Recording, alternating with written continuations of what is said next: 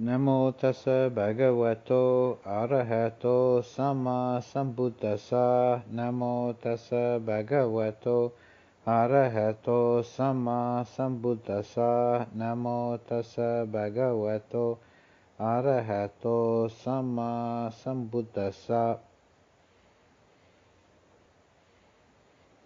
The goal of Buddhism is often referred to as enlightenment. That's another one of those English translations that is inadequate. I'm really not sure how the term enlightenment became sort of the standard in English. Doesn't correspond really well to anything in the Pali. The moment of breakthrough into the unconditioned is referred to as awakening bodhi, and this is what the Buddha means. It means one who is awakened, from the verb buddhati,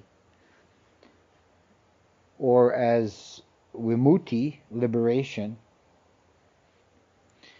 or in a technical usage in the Abhidhamma they talk about path and fruit, maggaphala. The system in the Theravada tradition talks about 4 stages of awakening. That it isn't all at once. The immersion into the full realization of the unconditioned takes 4 distinct stages.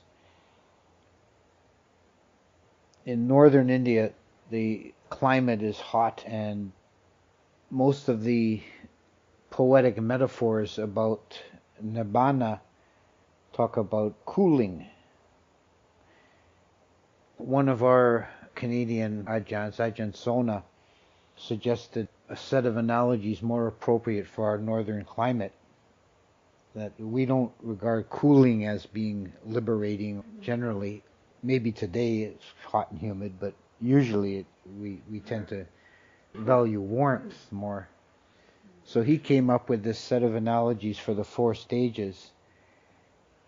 It's like you're walking outdoors in the winter in a cold blizzard and you're freezing, and you see a cabin and there's a light on in the window, and you go up and you look through the window and you see it's nice and cozy inside. There's a fire going and there's a kerosene lantern burning.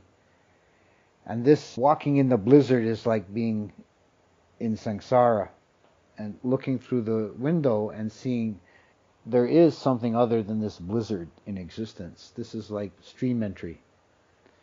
And you manage to get the window open a crack, and you can feel the warmth of the air inside on your face. That's like the 2nd stage, Sakadagami. Then you manage to get the window almost fully open, and you have your head and shoulders inside, and so you're feeling the comfort of the interior of the cabin, but your feet are still out on the cold earth. That's like 3rd stage, Anagami. And Arahant is like you're inside the cabin with the window shut, sitting in a comfy chair with your feet up by the stove. So all our experience as beings living in a conditioned world in samsara is of a piece relative to nibbana. Whether it's hell realms or heaven realms or human realms, it's all conditioned. And nibbana is outside of that system altogether. It's not a special place within the cosmos. It's something outside, something altogether not this.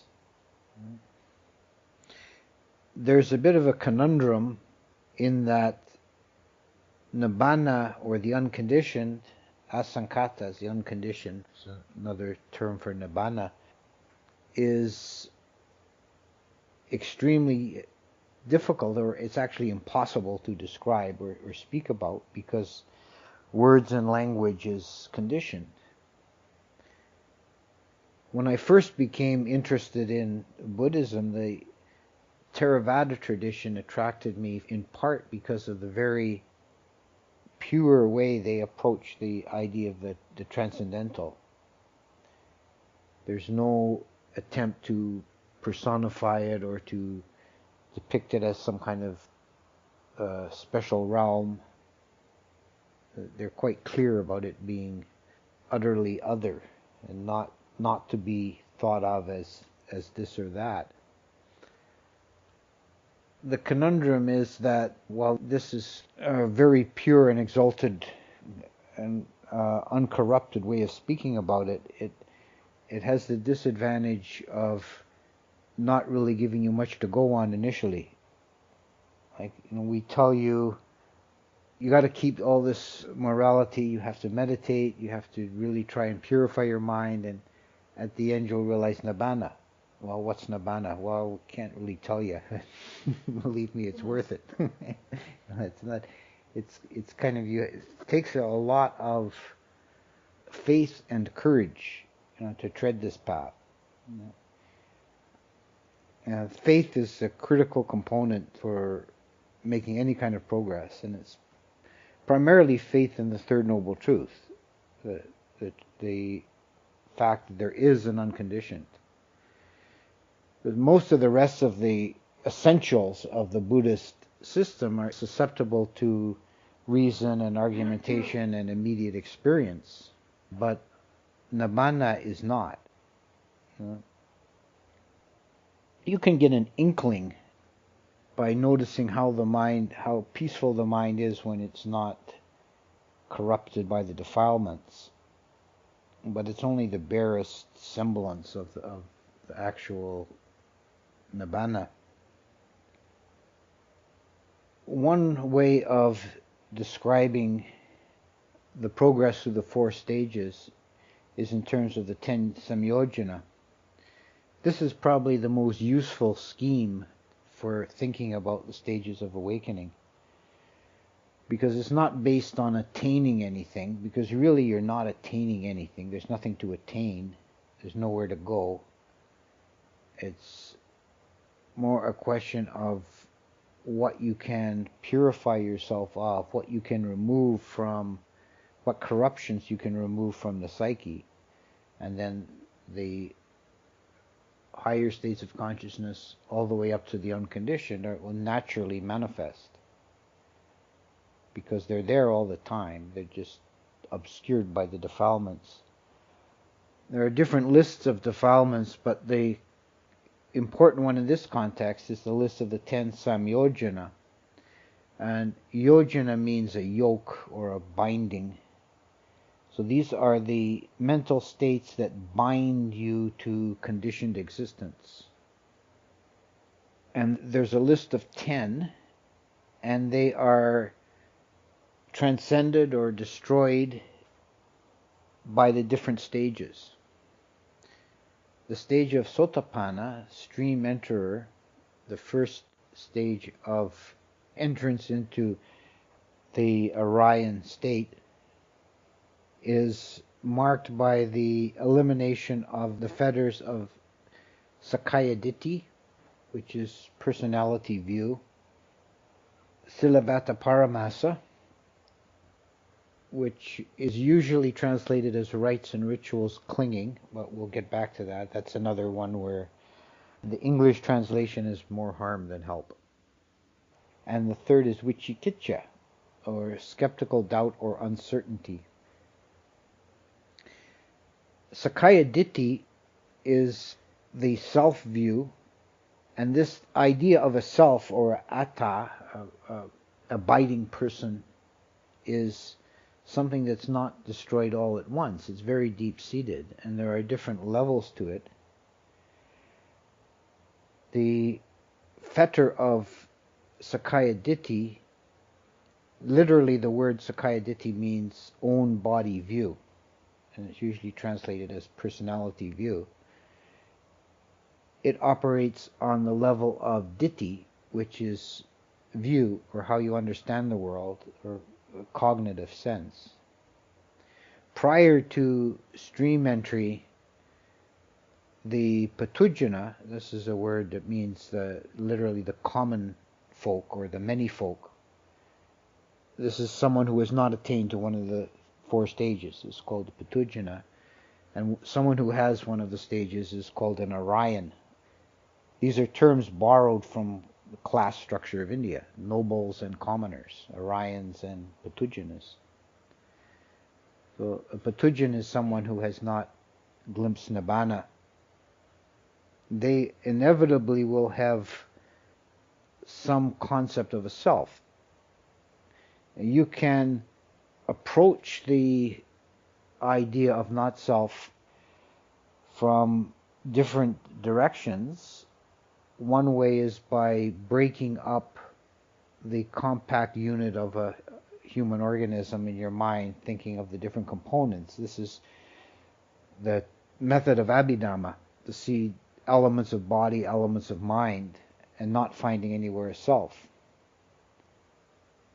The other approach is to see causation, to see that nothing exists from its own side. Everything is relational. Things only exist as effects of causes. So nothing can be really seen as a self-contained, standalone unit. It's only a relational nexus. It's only the result of innumerable causes coming together momentarily. And these approaches are what we could call cognitive or intellectual approaches to the idea of not self. And it's like a mathematical asymptote. It gets closer and closer to zero, but never quite reaches it. You can't really fully understand what is meant by not self until you have the realization of stream entry. But you can get vanishingly close to it, and should be making an effort to do that, to make the transition into stream entry easier, simpler, as part of the preparation. So one who has attained stream entry cannot hold self-view anymore. It does not make any sense to them. So that fetter is broken. The fetter of Silabhata Paramasa, a literal translation of that would be reliance on rules and duties. Sila and Vata are, in terms of practice, they're actually both quite important. Sila is your morality, and Vata is duties that should be done. So basically they're the do's and don'ts. Sila tells you what things to refrain from, and Vata is duties that one should perform. And following those is essential, but holding them in the mind as some kind of magical rites is what's meant by Silabhata Paramasa. And on a subtle level, on a more subtle level, it's seeing the development in the mind in meditation in a mechanical way. Like if I just do this technique and exactly do this and that and hold my body in this way and do this and that with my breath and with my mind, and I'll realize awakening. Now, people generally think when they hear about Silabhata Paramasa, because of the translation as rites and rituals clinging, people say, oh, I'm not prone to that. I don't believe in rites and rituals. But they're not understanding the subtlety of it, misunderstanding the nature of things. You could say that it, in essence, means seeing the unconditioned as conditioned. If you're holding to Silabhata Paramasa, you're thinking that the realization of the unconditioned is a product of conditions. So you still have a mechanical view of even the transcendental. Vicikiccha is uncertainty or skeptical doubt. It's the wavering of mind. And again, we have to be a bit careful with the translation. It's not quite really what's meant by the English word skepticism or even doubt. These words are a bit wrong, a bit off.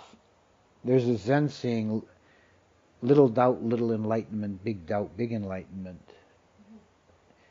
It is important to keep the mind open, to not be rigid or dogmatic, and to be open, to have a good questioning attitude in the mind.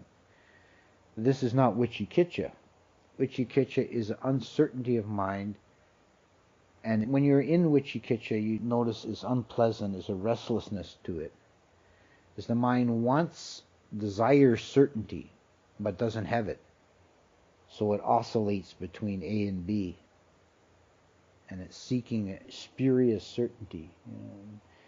Wicikitcha is this doubt, and the opposite of Wicikitcha is saddha, faith or confidence. And how this applies to the stream entry is that the stream winner has no longer any doubt about the conditioned and the unconditioned, because he or she has glimpsed nibbana, has glimpsed the unconditioned. So, there is something. The stream enterer has not fully realized or entered into nibbana, but has just had a glimpse, like the curtain has parted, and there's a glimpse, and okay. So there's no doubt anymore in the mind whatsoever about the possibility of liberation. So we see that these three fetters, the initial three fetters, have to do primarily with the view. And stream entry is also seen as a purification of view, and a synonym for it is the opening of the Dhamma eye, because the unconditioned has been known, if briefly. And this experience of the unconditioned is profound. Whatever imaginings about it that the Patujana has will be wrong. In one regard, it will be much less than what you perhaps imagine as a Patujana. You imagine amazing, spectacular phenomena. But on the other hand, it's much, much deeper and profounder than anything you can imagine. And it makes a complete change in the depth of the being. There's no coming back from that. It's a transformation in the depth, turning around in the depth.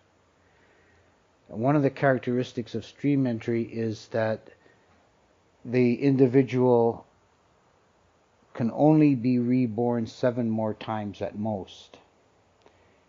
They're on their way out. And they can never be reborn into a lower realm than human. So the gates of hell are shut. It's like there's now a lower level that the mind cannot sink below. So however low or into despair the mind can plunge, there's a limit. The stream enterer cannot go below. The second stage is called Sakadagami, which means once returner. And such a person who has attained to the second stage of awakening can only be reborn into the human realm 1 more time, although he may have a few higher births. But at most they'll only take 1 more human birth, and certainly never take a lower birth. The stage of Sakadagami is a subtle one, because no fetters are actually completely destroyed at this stage, but the 2 fetters of sensual desire and ill will, kamachanda and vyapada, are attenuated or weakened or made more subtle, but they're not eliminated from the mind.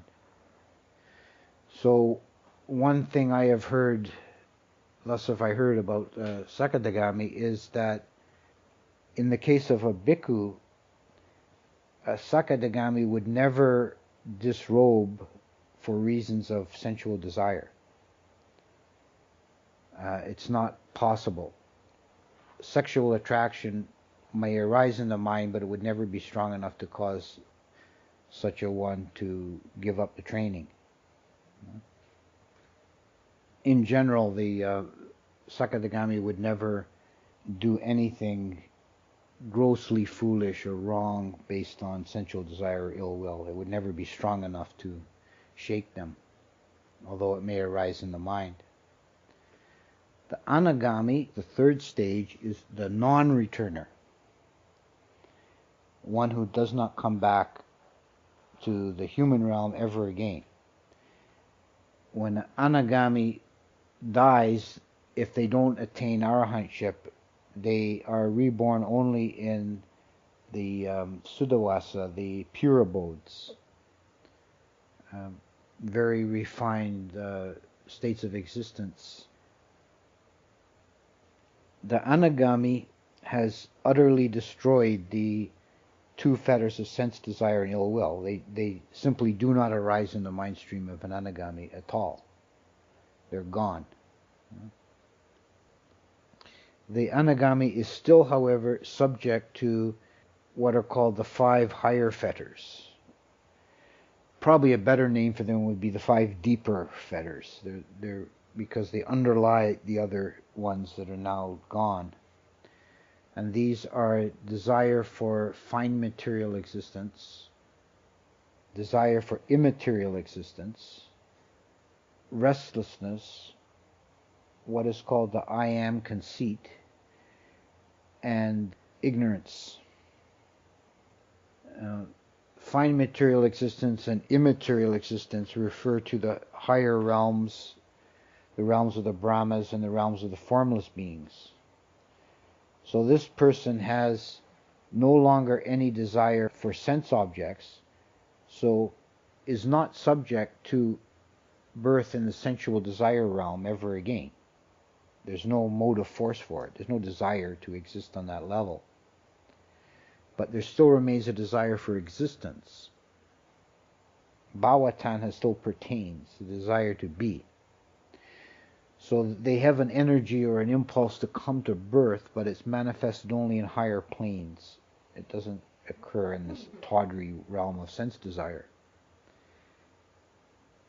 The I am conceit is the subtler form of self-view. Now we talked about Sakaya Ditti as being based on view, Ditti. The I am conceit, Asmi Mana, is a subtler form of self that is more a question of perspective. It's based on sanya, or perception. So one perceives the universe from a privileged point of view. It's a lack of total relativity. So while an anagami no longer believes in a self, they still perceive the world as if there was a self. They see self and other. So this is a very more subtle trace of self-view that is only overcome by the arahant. The anagami is still subject to it. Restlessness is the discontent in the mind with what is the present situation, the present object of consciousness. The mind is discontented with just staying with that and wants to shift. Restlessness is one of the hindrances that comes up in meditation. And knowing this teaching, that it's only overcome by the arahant, should give you some encouragement to feel better about yourself if you feel restless, because you're not going to be completely free of restlessness until you attain arahantship. There's always going to be some degree. In general, the cure for restlessness is to sit still. If you fidget and change posture, you don't overcome restlessness. You're just feeding it. So you need to really forcibly restrain the body and the mind and sit very still. Sleepiness is the opposite, then you need to get up and do something vigorous. Ignorance is the deepest of all the defilements, the last of the samyojana. It's the most fundamental. It's a not understanding, not knowing the nature of reality. So misapprehending because of ignorance. And this is the ultimate cause of all our suffering and our entire existence. It emerges from not knowing the Four Noble Truths. Ajahn Mahabua, famous Thai master who died fairly recently, within the last decade. Anyway, I can't remember the date exactly. One of his last talks that he gave has been translated into English, and it was caused quite a sensation in Thailand when he gave this talk, and it was printed, transcribed, and published. It's Arahata Magga Arahata Pala, in which he spoke quite openly about his experience of arahantship.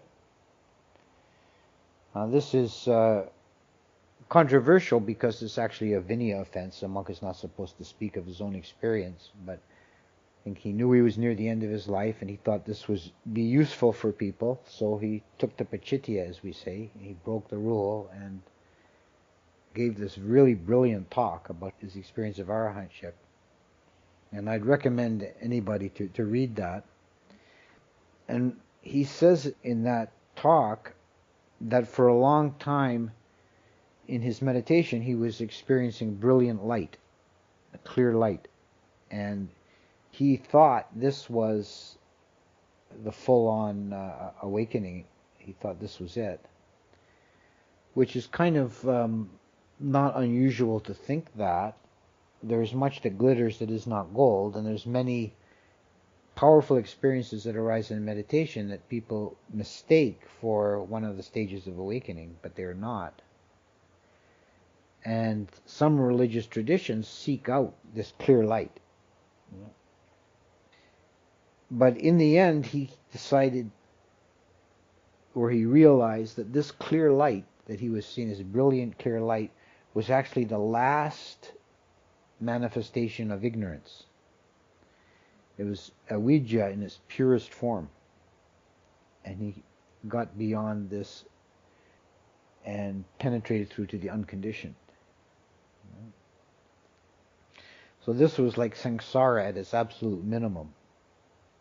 Just manifesting as light before it differentiates into forms and objects.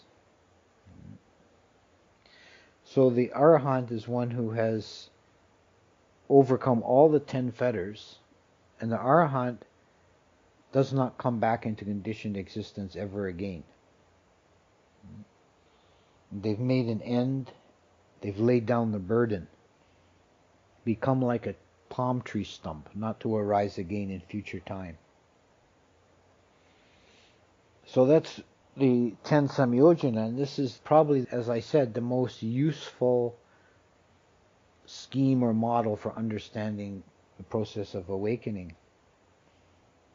For one, it gives the practitioner a test, a touchstone, to see if an experience they've had is an actual penetration of the unconditioned. For example, if you think you have attained stream entry, the advice is to examine the mind again and again for the 3 first fetters: personality view, rites and ritual clinging, and skeptical doubt, and make sure they're absolutely eradicated. To do this test requires an intellectual understanding of what those terms mean, so one should investigate that. But the sense of belief in any kind of eternalist or materialist system is totally gone because the view is purified. It's not possible to fall into those gross errors again. Sakadagami is more difficult to test because the fetters are only attenuated. But an anagami, someone who thinks they've attained anagami, can examine to see if there's any sense desire or ill will left, even at a subtle level. And an arahant should be free of all the defilements. Another way of speaking about the realization is in terms of the Eightfold Path.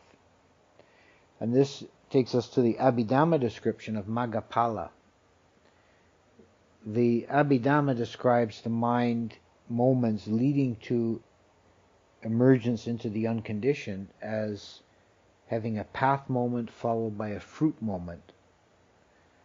The path moment is a karmically effective moment, and the fruit moment is a karmically resultant moment.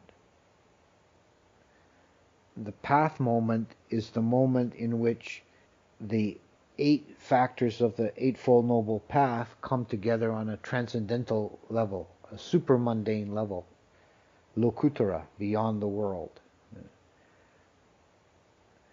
Up until that point, we practice the Eightfold Path on the lokaya level, on the level of the world, of the mundane.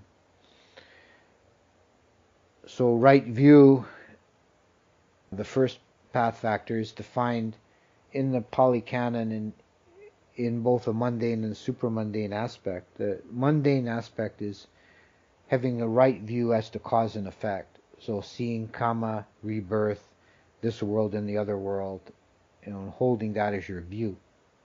That's right view on a mundane level. On a supramundane level, it's the Four Noble Truths. The key is the realization of samsara as suffering and nibbana as transcending suffering.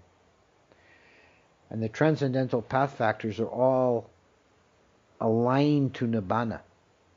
The path factor of samma sankappa, right intention, in the mundane level is having intentions that are based on non-greed, non-harming, and non-delusion.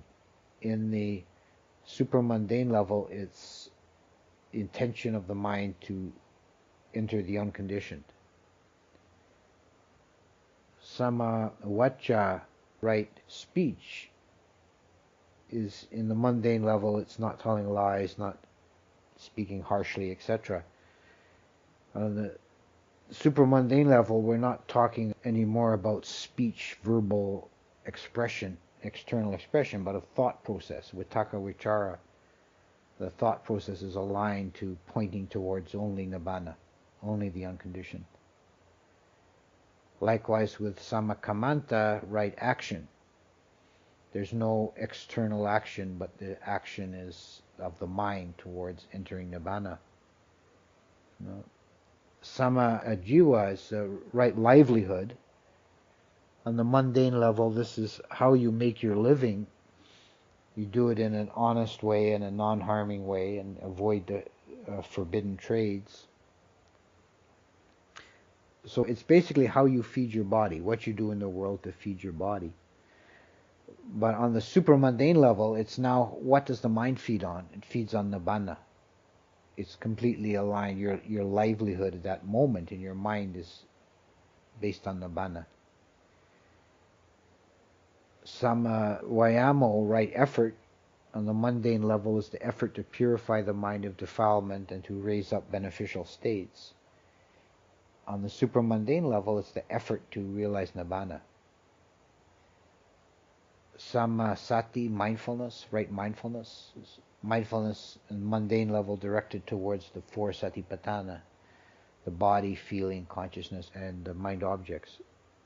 And on the supramundane level, it's mindfulness of nibbana, of the unconditioned. Samma samadhi, right focus, is the stillness of mind on an object, and that object on the supramundane level is the unconditioned. So the mind comes together in one moment, purified completely on nibbana, and all 8 path factors, click, are aligned that way. And this is a comically effective moment, meaning it's an action of the mind and it has a result.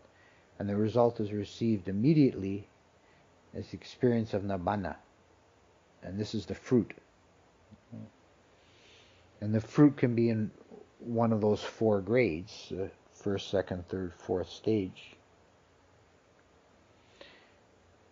So this is the way it's spoken of in the Abhidhamma in terms of mind moments. And it's something that's found by practicing diligently, at all levels. The beginning with sila, keeping good morality. And if you're living heedlessly in an immoral way, you haven't got a chance to make any progress. Bhavana is the development of the mind, exercise of the mind, principally meaning meditation. And Panya is the arising of wisdom, the development of seeing things as they actually are, which you do with a purified and nimble mind. Yeah? And the prime practice for this is vipassana, which is a disciplined effort of looking at things as they actually are. And the realization of nibbana comes in this sense by a process of exhaustion. You examine the contents of samsara, of the conditioned stream, one by one by one by one, as they arise, with a mind that's detached, dispassionate, clear, and you see them all as empty, as impermanent, as imperfect, as subject to change and dissolution. When the objects are not looked at with that clear light, then the mind tends to get lost in either fear or fascination. We're blown away by the beautiful and we're terrified of the horrible, and the mind is lost in this sort of mass of confusion. But if the objects are looked at with this dispassionate eye, they're seen just as they are. They're seen all as essentially the same. They're just empty, impermanent, just more of the same, more of the same. So the mind is no longer feeding that process, which is what attachment and aversion do, or fear and fascination. The mind is not priming the pump anymore, and it runs down. Eventually the mind is so lightly attached to the process that it slips sideways, as it were, and it realizes the unconditioned. And this is the profound purification that should be the aim and goal of the practice.